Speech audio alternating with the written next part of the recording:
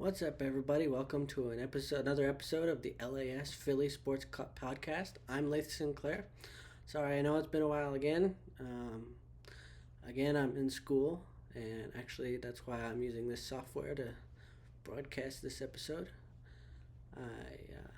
It's one of the classes I've been taking, and it's been tough. As you can see, there's a lot of new graphics and stuff on my show, and it's because of this program that I'm using. Anyways, I want to be a sportscaster, so I'm going to have to learn how to use this stuff, right? But anyways, let's talk a little Philly sports. I want to mostly talk about the Eagles because obviously they are one win away from going to the Super Bowl. But I'll start with the Sixers because it's been a tough season. I don't think at this point that I don't think they'll make the playoffs at this point. But they've won two in a row. Maxi's shot seems to be coming back. He's shot really well the last couple of games. Unfortunately, with the Sixers, with good, there comes bad. And the bad was Paul George getting injured. It looked like he badly injured his pinky finger.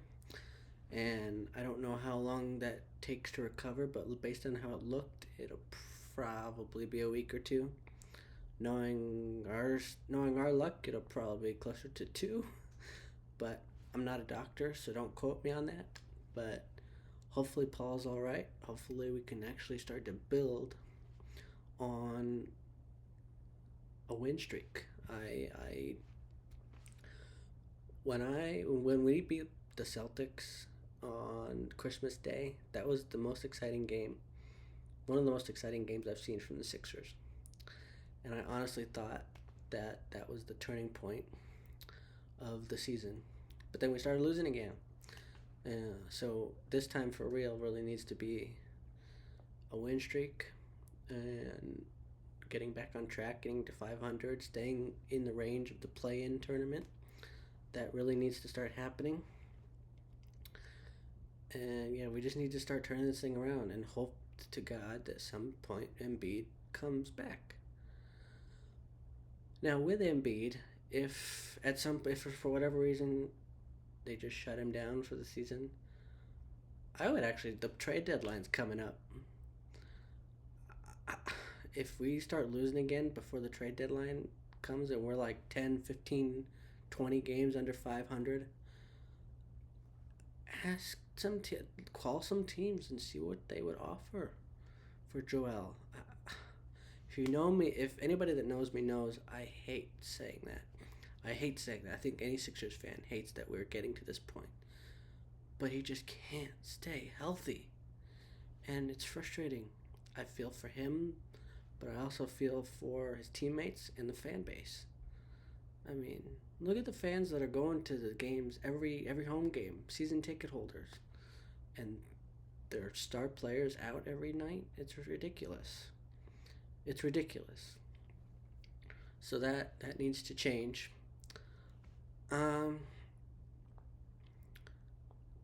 Anyway, let's talk a little more positively. Let's talk some Eagles football. Tomorrow is the NFC Championship. Thanks to our opponent beating Detroit, we get a home NFC Championship against Washington. And it is our 4th consecutive NFC home championship all time. We've won the last 2 pretty easily. But as you guys know in sports, playing a rival more than normal is not easy. This will be our 3rd matchup with Washington. Obviously, we will beat them the first time, both teams fully healthy. It looked like we were on our way to sweeping them. And then, of course, Jalen gets concussed because we need a little drama, right? We haven't had enough drama, right, AJ? Anyway, so yeah, we ended up losing that with Kenny Pickett, although Kenny bounced back nicely against Dallas. And so yeah, now we get fully healthy Eagles squad against a banged up Washington squad in the NFC Championship. Sam Cosmi, their left, I think he's a left guard, right guard, and then Duron Hamlin, I forget his name, but he's our defensive tackle. They're both out, which are huge losses for them, and we'll see if that helps us at all. We still got to come out and play tough, physical football. Run the ball with Saquon Barkley. Get pressure on Jaden Daniels. You're playing against a rookie in a huge game. You want to make them feel uncomfortable. Get the fans involved. Give them something to get fired up about, like they need anything. But make some plays to fire them up on defense. Get pressure on Jaden. Get some sacks. Make him feel you. You know, play tough, physical Philadelphia defense, and then just run the hell out of the ball with Saquon Barkley. I mean, that's been our thing all year, and Jalen Hurts, if he can give us a good game, great. But we just need him to be efficient. Taking care of the football, making plays with his legs when he can. We'll see how banged up that leg is. That he twisted it against the Rams. It didn't look great, but he is playing obviously, and hopefully he'll be able to make an impact there. And hopefully he'll be able to connect better with his receivers, AJ and Devontae. And we'll see if we get another book club going on the sidelines with the Eagles. Hopefully we get that win, and we end up on our way to New Orleans for Super Bowl 59. Now, if I have one concern, speaking of New Orleans, if I have one concern, it has about winning a Super Bowl. It has nothing to do with who we would play or possibly losing to Washington.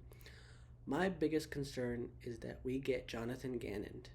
And what I mean by that, if you remember, 2 years ago, we lost to the Chiefs in Arizona, and the defense was horrible. Gave up 38 points. We scored 35, which was the most by a losing team in Super Bowl history. I know, I'm sorry, I'm bringing up bad memories for Eagles fans. But then the very next day, Gannon stays in Arizona and gets hired as the Cardinals coach. And there's a lot of people, including myself, who kind of think, was that already set up where he was going to the Cardinals before the Super Bowl? And was he distracted by already having that job? And was he focused more on the Cardinals than the Eagles? And I don't want that to happen again.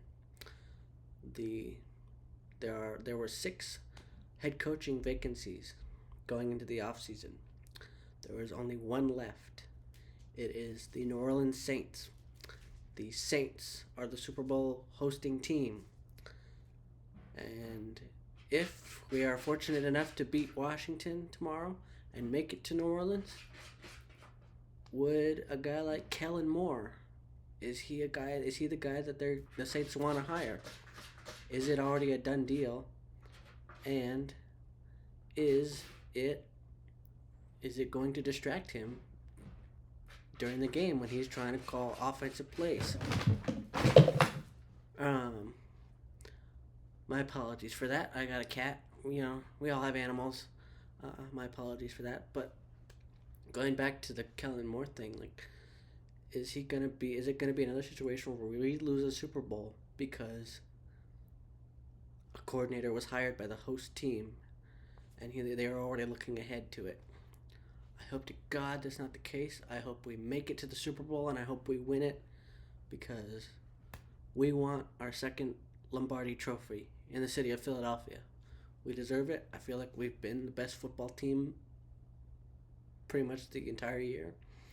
I feel like we had the number 1 defense. Zach Bond gave him a blank check. But guys like C.J. Gardner-Johnson and Darius Slay, what's up with Slay, man? He's making plays still. I'm hearing he could retire pretty soon after this year. So if it's this year, if this is it for him, let's send him out on top. Same with Brandon Graham. Although I hope Brandon Graham doesn't go out like this. I want to see him go out after playing a game and not being injured. So, But anyways, yeah, we need the we need the full attention from all the players, coaches, everybody, not focusing on a head coaching job with another team.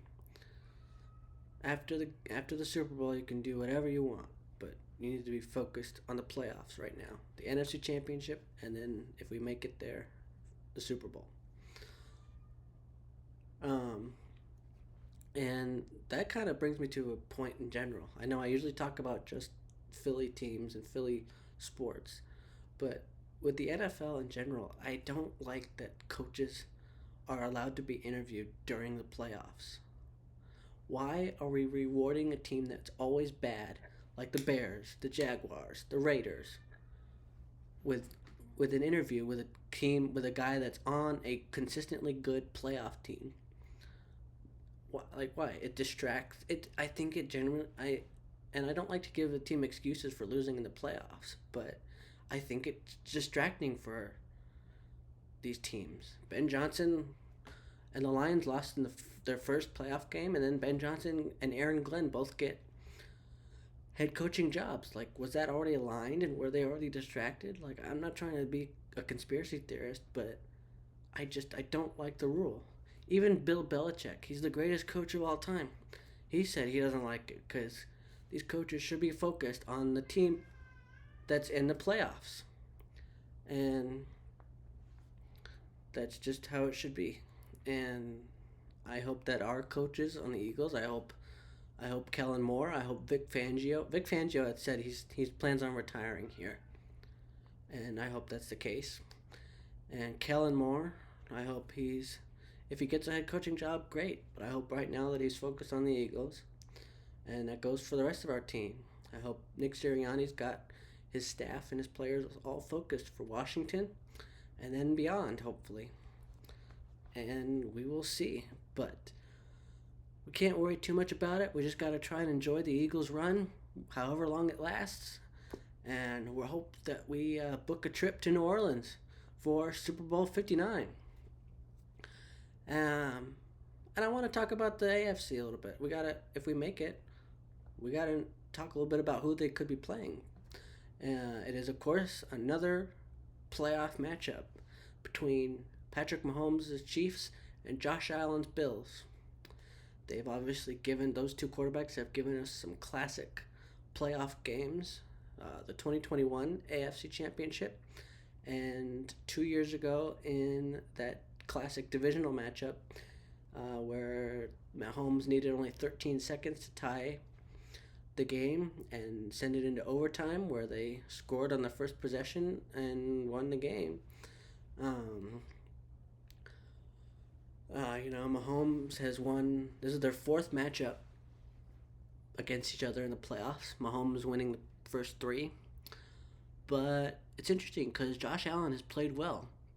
He's thrown 7 touchdowns, just 1 interception in the playoffs, and the Bills' offense has scored 28 points a game against the Chiefs in the playoffs. But their defense has given up 36 points a game. So whichever defense steps up, which normally been the Chiefs' defense, whichever defense makes more plays is going to probably win the AFC. Obviously, the same goes for the Eagles-Washington. Whichever team just makes more plays offensively, defensively, they're gonna go to the Super Bowl. So it'll be interesting. I personally would like to see Eagles and Bills. I'd like to see a new AFC representative besides the Chiefs. I think a lot of fans outside of Kansas City would like that, and I don't mean any disrespect to the Chiefs fans. You guys are a loyal fan base. You deserve to have success. When I started watching football, the Chiefs were a horrible team. So, they deserve the success they're having now. But I'd like to see a different AFC representative in the Super Bowl. And, Bills fans have suffered a lot, similar to Eagles fans in the past. We know what it's like to covet that first Super Bowl and how it takes forever sometimes. That's the case for the Buffalo Bills right now. Obviously, if the Eagles and Bills play each other, we hope that the Bills' suffering will continue. But I would like to at least see the Bills make the Super Bowl and lose to the Eagles. So, should be a fun Sunday. Go Birds and go Bills. I'm excited for some conference championship football. And as always, I'm Lath Sinclair, and you are listening to the LAS Philly Sports Podcast.